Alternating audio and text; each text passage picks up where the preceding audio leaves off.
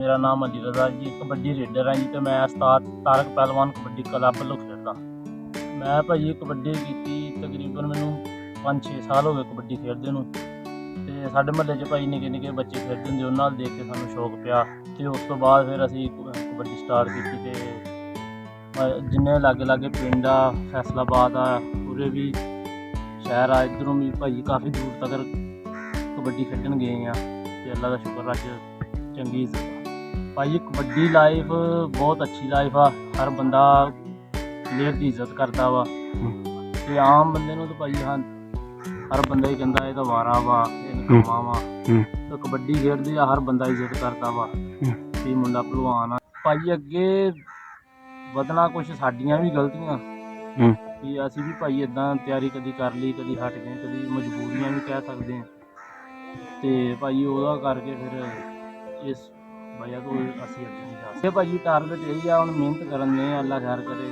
ਤੇ ਭਾਜੀ ਇਹ ਟਾਰਗੇਟ ਇਹੀ ਆ ਕਿ ਕੁਛ ਬਣੀਏ, ਅੱਲਾ ਖੈਰ ਕਰੇ ਤੇ ਕੁਛ ਕਰਕੇ ਦਿਖਾਈਏ। ਮਕਸਦ ਭਾਜੀ ਇਹ ਆ ਕਿ ਹਰ ਬੰਦਾ ਚੰਗੇ ਅਲਫਾਜ਼ਾਂ ਨਾਲ ਯਾਦ ਕਰੇ ਸਾਨੂੰ। ਤੇ ਮਤਲਬ ਕਿ ਕੋਈ ਕਿਸੇ ਨਾਲ ਮਾੜੀ ਚੰਗੀ ਨਹੀਂ ਸਾਡੇ ਕੋਲ, ਨਾ ਹੀ ਸਾਡੇ ਕੋਲ ਹੋਵੇ, ਨਾ ਗੁੱਸਾ ਕਰੇ।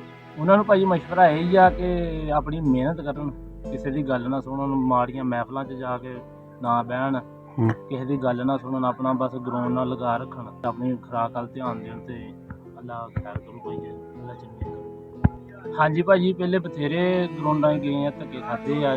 ਸਾਨੂੰ 2-2.5 ਸਾਲ ਹੋ ਗਏ ਮੈਨੂੰ ਇੱਧਰ ਆਉਂਦੇ ਨੂੰ। ਤੇ ਮੈਨੂੰ ਉਮੀਦ ਆ ਵੀ ਆਉਣ ਵਾਲੇ ਦਿਨਾਂ 'ਚ ਮੇਰੇ ਵਾਸਤੇ ਮਤਲਬ ਵੀ ਅੱਛਾ ਹੀ ਸੋਚਾਂ।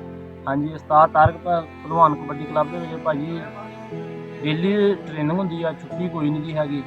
ਤੇ ਭਾਈ ਬੜਾ ਅੱਛਾ ਮਾਹੌਲ ਆ ਇੱਥੇ। ਮਸਲਨ ਹਰ ਸੀਨੀਅਰ ਦੀ ਇੱਜ਼ਤ ਵੀ ਕਰਦੇ ਆ, ਜੂਨੀਅਰ ਹਰ ਲਿਹਾਜ਼ ਨਾਲ ਮਸਲਨ ਭਾਈ ਠੀਕ ਆ ਕਲੱਬ। ਇਹੀ ਆ ਕਿ ਭਾਈ ਕਿਸੇ ਦਾ ਮਾੜਾ ਨਾ ਤੱਕੋ, ਵੀ ਮਤਲਬ ਸਾਰਿਆਂ ਨੂੰ ਇੱਜ਼ਤ ਦਿਓ ਤੇ ਇੱਜ਼ਤ ਕਰਾਓ। ਹਾਂਜੀ ਭਾਈ ਅੱਜ ਕੱਲ੍ਹ ਕਬੱਡੀ ਮਾਸ਼ਾਅੱਲਾ ਆਪਣੇ ਰੂਜ ਵੱਲ ਨੂੰ ਜਾ ਰਹੀ ਆ। ਬਹੁਤ ਅੱਛੀ ਗੱਲ ਆ ਇਹ। ਮਤਲਬ ਵੀ ਮਿਹਨਤ ਦਾ ਮੁੱਲ ਵੀ ਪੈਂਦਾ, ਪਲੇਅਰ ਦਾ ਮੁੱਲ ਵੀ ਪੈਂਦਾ ਵਾ ਭਾਜੀ। ਤੇ ਬਾਕੀ ਮਿਹਨਤ ਕਰਨੀ ਚਾਹੀਦੀ ਆ ਤੇ ਇਹਦੇ ਨੂੰ ਲਗਾ ਰੱਖਣਾ ਚਾਹੀਦਾ।